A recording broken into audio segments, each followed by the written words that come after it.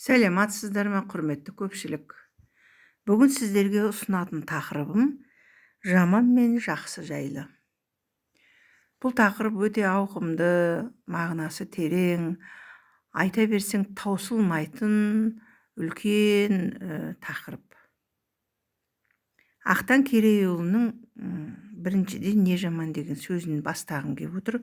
Содан кейін сіздерге бөлісетін тақырыбым осы жаман мен жақсы жайлы мақал мәтелдер. Бабадан қалған байлығым деген қазақ мақал мәтелдерінің топтама жиынтығы Атамұра несінен шыққан екен, типографиясынан, баспаханасынан. Қанша өмір сүрсек те мақалға тоймаймыз. Бір пайдасы тиер деп сіздерге ұсынғым келіп отыр.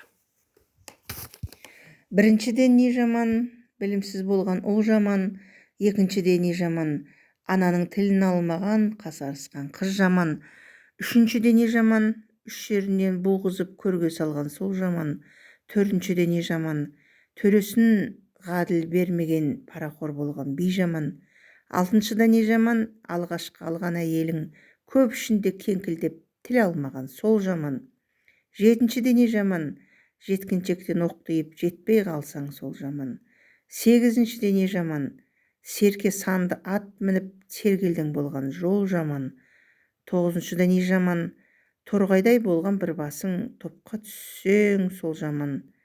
Оныншыда не жаман, оймақ ауыз қиғашқас бір перзенттің жоғынан мұңлық болған сол жаман деген екен.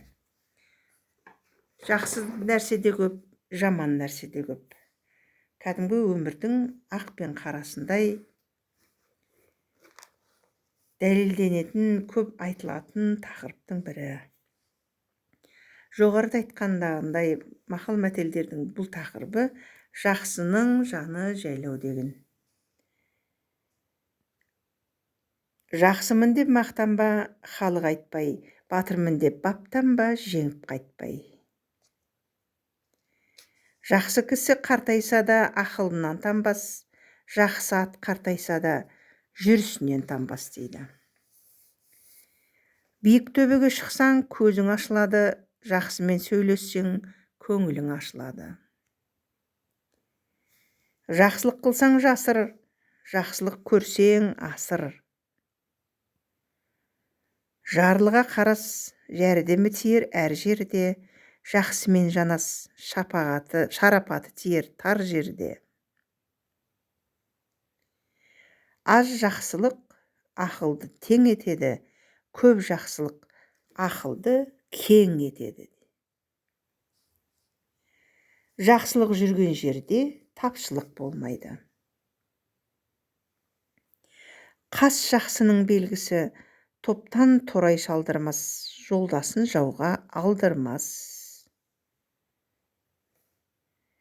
Жігіт жақсысын сұлтан дейді, ит жақсысын сырттан дейді. Амалсыз істелген жақсылық алғысқа татымайды. Жаны жақсы ағаның етегін баспа жолын қу, болайын деген баланың бетін қақпа белін бу дейді. Жақсының жаны жайлау, сөзі байлау. Жаман қатын төсегінен белгілі, жаман жігіт есебінен белгілі. Жаман жігіт той бұзар, жаман қатын үй бұзар. Аузы жаман елді былғар, етігі жаман төрді былғар. Жаманның үсті су болса кеппестей көрер, жаман адамға мал бітсе кетпестей көрер. Жаманға сырыңды айтпа, сырыңды айтсаң да шыныңды айтпа дейді. Жамандық пайда етпейді, жақсылық зая кетпейді. Жаманның жаны қадірлі, жақсының ары қадірлі. Жорға жүрісінен пұл болады, жаман жүрісінен құл болады.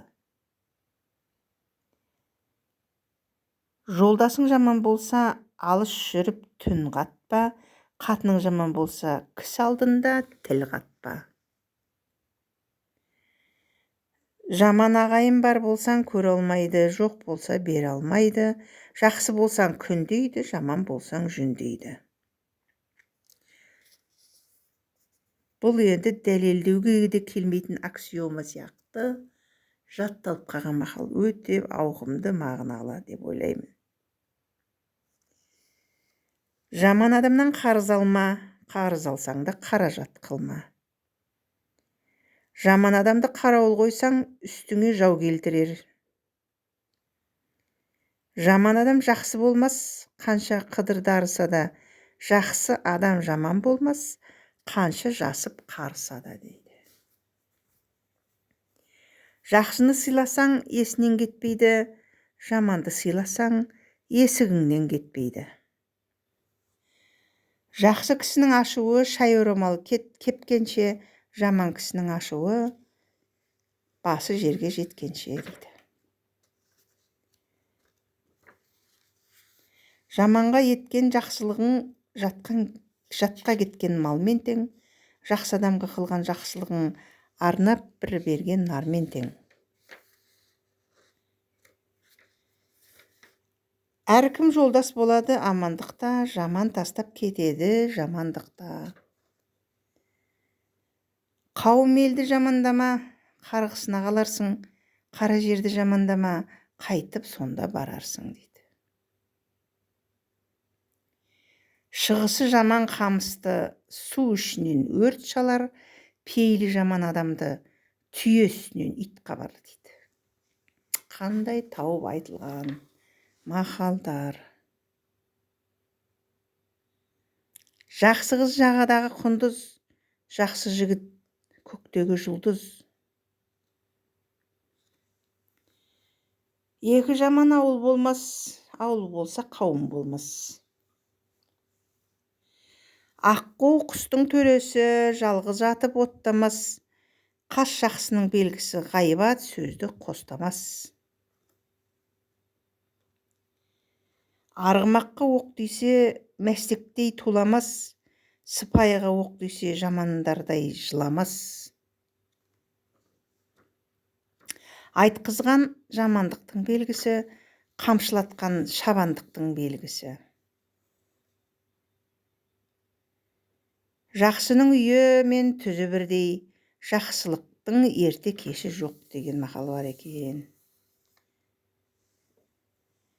Жақсымен сөйлессең, жаның рахаттанады, жаманмен сөйлессең, қойыңа қасқыр шабады. Жақсыға айтқан тура сөз, шынға тіккен тумен тең, жаманға айтқан қайран сөз, құмға төккен сумен тең. Жаманның тіл ащы, көкмияның гүл ащы. Жаман итті еркелетсең, аузыңды жалар, жаман адамды еркелетсең, жаныңды алар. Жаманға еткен жақсылығың, жатқа кеткен малмен тең, жақсы адамға қылған жақсылығың, арнап бір берген нармен тең. Бүгін қайталадым ау деймін осыны. Жаман атқа жал бітсе, жанына торсық байлатпас, жаман адамға мал бітсе, жанына қонсы қондырмас дейді. Асыл туған адамның алтын жетпес нарқы бар, жақсы менен жаманның аспан мен жердей парқы бар дейді. Жаман көрші ұрыс пен керіс, жақсы көрші ауыз пен беріс. Жақсы жігіт ағайынның басын қосады, жаман жігіт жақсы ағаның жолын тосады дейді. Ей, күнде көріп жүрген нәрселер айтылған екен да. Осындайды айтайын десең, әшейінде тілге келмейді, ойға түспейді. Жыланның тіл айыр, жылан мінезді адамның сөзі айыр. Жыланның уы тісінде, жаманның уы тілінде. Жаманнан жәрдем сұрама, жүзіңді жерге қаратар. Жамандықтың алдын ал, жақсылық қайда барады деген екен.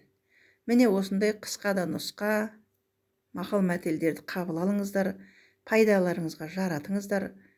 Оқып, біліп, пікірлеріңізді білдіріп, ойларыңызды жазып, комментарий жаза жүріңіздер. Құрметті көпшілік, сіздерге арналған салт дәстүрлер, мақал-мәтелдер тағы да беріледі.